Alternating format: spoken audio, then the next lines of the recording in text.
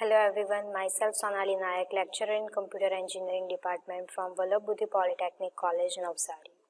Last લેક્ચરની અંદર આપણે ઓવરવ્યૂ ઓફ લિનક્સ અને ફીચર્સ ઓફ લિનક્સની વાત કરી હતી. હવે આપણે જોઈશું Linux architecture, kernel, what is shell and what is system call. તો સ્ટાર્ટ કરીએ આપણે Linux architecture. Linux architecture is also known as the layered structure of the Linux. એટલે કે લિનક્સ આર્કિટેક્ચરને બીજા કયા નામથી ઓળખવામાં આવે છે? Layer structure of the Linux. એક્ઝામની અંદર તમને પૂછાય કે explain layer structure of the Linux, તો સેમ લિનક્સ આર્કિટેક્ચરની થિયરી જ આવશે. As Linux is a Unix like operating system, its architecture similar to Unix. એટલે કે મેં આગળના લેક્ચરમાં પણ તમને વાત કરી હતી કે લિનક્સ એ યુનિક્સ લાઇક ઓપરેટિંગ સિસ્ટમ જ છે. એટલે યુનિક્સનો જે આર્કિટેક્ચર છે એ જ તમારો લિનક્સ આર્કિટેક્ચર પણ આવશે. તો અહીંયા ફિગર છે લિનક્સ આર્કિટેક્ચરની. There are 5 layers in Linux architecture. Bottom layer છે હાર્ડવેર, દેન લિનક્સ કર્નલ એટલે કે operating system, then standard library, then standard utility programs and last one is users. તો હવે આપણે આ જેટલા પણ લેયર છે એને ડીપલી જોઈએ કે બધાનું વર્ક શું છે, એનો એમ શું છે. તો ફર્સ્ટ હાર્ડવેરની વાત કરીએ તો આપણું જે ફિગરની અંદર બોટમ લેયર હતું એ હાર્ડવેર હતું. It consists of physical devices such as CPU, memory, disk, monitor, printers, etc. તો હાર્ડવેર શું છે કે હાર્ડવેર એ ફિઝિકલ ડિવાઇસીસ કન્સિસ્ટ કરે, જેવી રીતે કે CPU છે, કીબોર્ડ છે, માઉસ છે, મેમરી છે, ડિસ્ક છે, રાઈટ. હવે આ જેટલા બી ફિઝિકલ ડિવાઇસીસ છે એ બધાની અલગ અલગ સર્વિસીસ છે. This devices provides various services. એટલે કે જેટલા બી ડિવાઇસીસ છે બધાની સર્વિસીસ છે. ફોર એક્ઝામ્પલ કે કીબોર્ડ જે છે તો કીબોર્ડની સર્વિસ શું છે કે આપણે કીબોર્ડ થ્રુ ઇનપુટ આપી શકીએ. ફોર એક્ઝામ્પલ પ્રિન્ટર છે તો પ્રિન્ટર શાના માટે યુઝ થાય? તો પ્રિન્ટર એ પ્રિન્ટ આઉટના પર્પઝ માટે યુઝ થાય. તો આ રીતે જેટલા પણ ફિઝિકલ ડિવાઇસ છે બધાની અલગ અલગ સર્વિસીસ પ્રોવાઈડ કરે છે આપણને. નેક્સ્ટ જોઈએ આપણે Linux kernel. Kernel manages all the underlying hardware. જે લિનક્સ કર્નલ છે એટલે કે જે ઓપરેટિંગ સિસ્ટમ એ મેઇન પાર્ટ છે લિનક્સ ઓપરેટિંગ સિસ્ટમનો. તો કર્નલ શું કરશે કે જેટલા પણ અંડરલેઇંગ હાર્ડવેર છે બધાને મેનેજ કરવાનું કામ કોણ કરશે? કર્નલ. અંડરલેઇંગ હાર્ડવેરની વાત આપણે કન્સેપ્ટ ઓફ કમ્પ્યુટર સિસ્ટમની વાત કરેલી ત્યારે પણ કરી હતી. અંડરલેઇંગ હાર્ડવેર કોને કહેવાય? તો અંડરલેઇંગ હાર્ડવેર શું છે કે જે બી તમારી મેમરી છે, રેમ છે, મધરબોર્ડ છે, આ બધા જે બી અંડરલેઇંગ હાર્ડવેર છે એ બધાને મેનેજ કોણ કરશે? કર્નલ.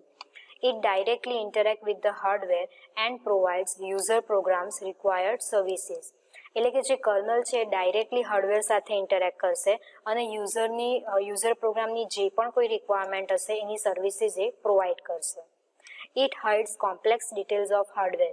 એટલે કે હાર્ડવેરની કોઈ પણ કોમ્પ્લેક્સ ડિટેલ હશે એને હાઇડ પણ એ કરશે. It provides interface between user program and hardware. એક સિમ્પલ લેંગ્વેજમાં કે કર્નલ શું છે તો આપણે એવું કહી શકીએ કે ઇન્ટરફેસ પ્રોવાઈડ કરે. કોની વચ્ચે? તો કે યુઝર પ્રોગ્રામ અને હાર્ડવેરની વચ્ચે. હવે જે લિનક્સ કર્નલ છે એની અલગ અલગ સર્વિસીસ પણ છે. તો એ સર્વિસીસ કઈ છે? તો main services of operating system is process management, કે પ્રોસેસનું મેનેજમેન્ટ કેવી રીતે કરવું. મેમરી મેનેજમેન્ટ એટલે કે મેમરીનું મેનેજમેન્ટ કેવી રીતે થાય. ફાઇલ સિસ્ટમ મેનિપ્યુલેશન એટલે કે ફાઇલનું મેનેજમેન્ટ કેવી રીતે થાય. અને ઇનપુટ આઉટપુટ મેનેજમેન્ટ. તો આ ઘણી બધી સર્વિસીસ જે કર્નલ પ્રોવાઈડ કરે છે. નેક્સ્ટ જોઈએ નેક્સ્ટ લેયર સ્ટાન્ડર્ડ લાઇબ્રેરી.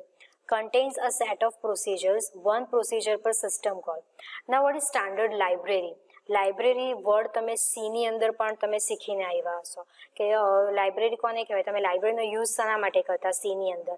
કે ફોર એક્ઝામ્પલ તમે math.h લાઇબ્રેરી ફાઇલ ઇન્ક્લુડ કરતા. બરાબર. શાના માટે યુઝ કરે કે તમારે કોઈ મેથ ફંક્શન યુઝ કરવું હોય તો તમે એના માટે મેથની લાઇબ્રેરી યુઝ કરતા કે math.h લખો એટલે તમે એના ફંક્શનને કોલ કરાવી શકો, રાઈટ. તો એ જ વસ્તુ અહીંયા પણ છે કે લાઇબ્રેરી જે સ્ટાન્ડર્ડ લાઇબ્રેરી છે એમાં શું હોય તો કે સેટ ઓફ પ્રોસિજર્સ હોય. એક પ્રોસિજર માટે એક જ સિસ્ટમ કોલ હોય. Contain a set of procedures, one procedure per system call. હવે આ જે પ્રોસિજર્સ છે એને અસેમ્બલી લેંગ્વેજમાં લખવામાં આવે અને યુઝર પ્રોગ્રામ એ વેરિયસ એની સિસ્ટમને કોલ કરાવીને એનો યુઝ કરાવી શકે. એટલે કે this procedures are written in assembly language and use to invoke various system calls from user program. બરાબર. યુઝર પ્રોગ્રામ માટે એને યુઝ કરી શકે. નેક્સ્ટ લેયર છે standard utility programs. All Linux version supply a large number of standard programs. જે રીતે આપણે concept of operating સિસ્ટમની અંદર એપ્લિકેશન પ્રોગ્રામની વાત કરી હતી, રાઈટ. તો એ જ વસ્તુ અહીંયા છે, તે નામ છે અહીંયા સ્ટાન્ડર્ડ યુટિલિટી પ્રોગ્રામ્સ એટલે કે આપણા એપ્લિકેશન પ્રોગ્રામ્સ. બરાબર. લિનક્સના જેટલા પણ વર્ઝન છે એ બધા જ વર્ઝનની અંદર સ્ટાન્ડર્ડ પ્રોગ્રામ સપોર્ટ કરે છે, બરાબર. તો સ્ટાન્ડર્ડ પ્રોગ્રામ્સ એટલે શું કે program include like command processor એટલે કે શેલ, જે આપણે આજે ડિસ્કસ કરીશું કે શેલ કોને કહેવાય. તો શેલ છે, કમ્પાઇલર્સ છે, વેરાયટી ઓફ કમાન્ડ્સ એટલે ઘણા બધા જે કમાન્ડ્સ છે એ બધા તમારા લિનક્સની અંદર એ સપોર્ટ કરશે. ગ્રાફિકલ યુઝર ઇન્ટરફેસ છે etcetera. Program makes user task simpler એટલે એ શું કરશે કે યુઝરના જેટલા પણ ટાસ્ક છે એને એ સિમ્પલ બનાવી દેશે. User interact with program and program interact with operating system to get services from operating system. એટલે યુઝર શું કરશે ડાયરેક્ટલી પ્રોગ્રામ સાથે ઇન્ટરેક્ટ કરશે અને જેટલી પણ રિક્વાયરમેન્ટ સર્વિસીસ હશે એને પ્રોવાઈડ કરશે, બરાબર. હવે લાસ્ટ છે આપણું લાસ્ટ લેયર છે યુઝર. લિનક્સ ની અંદર જે ટોપ લેયર છે, લિનક્સ આર્કિટેક્ચરની જે ટોપ લેયર છે એ છે user. User program come in this layer. They interact with the system either by library procedure to invoke the system call or by using utility programs such as shell. એટલે કે user બે રીતે interact કરી શકે. એક તો system સાથે કેવી રીતે ઇન્ટરેક્ટ કરે તો કે બે રીતે, એક કે લાઇબ્રેરી પ્રોસિજર દ્વારા અને બીજું છે કે યુટિલિટી પ્રોગ્રામ્સ એટલે કે જે આપણે શેલ, જે ઘણા બધા ફંક્શનનો યુઝ કરીને આપણે જે શેલ પ્રોગ્રામ બનાવીશું એના થ્રુ એની સાથે ઇન્ટરેક્ટ કરી શકશે. તો આ થઈ લિનક્સ આર્કિટેક્ચર. હવે લિનક્સ આર્કિટેક્ચરના ફિગરની અંદર ઘણી બધી ટર્મ્સ હતી કે કર્નલ છે, સિસ્ટમ કોલ છે, શેલ છે. તો એ બધું શું છે એનું આપણે હવે ડિસ્કશન કરીએ. તો હવે જોઈએ આપણે કર્નલ. What is kernel? તો kernel is the core part of the Linux operating system. Linux operating સિસ્ટમનો મેઇન પાર્ટ, કોર પાર્ટ એટલે કે મેઇન પાર્ટ છે એ કયું છે? કર્નલ છે. Kernel is a program which is loaded in memory when system is turned on and provides various services until system is turned off. એટલે કે શું કર્નલ શું છે? કર્નલ એક પ્રોગ્રામ છે, એ મેઇન મેમરીની અંદર લોડ થાય ક્યાં સુધી, ક્યારે લોડ થાય? જ્યારે સિસ્ટમ તમારી ટર્ન ઓન થાય ત્યારે, અને ત્યારે એને સર્વિસીસ પ્રોવાઈડ કરે ક્યાં સુધી? જ્યાં સુધી તમારી સિસ્ટમ ટર્ન ઓફ નહીં થાય ત્યાં સુધી, બરાબર.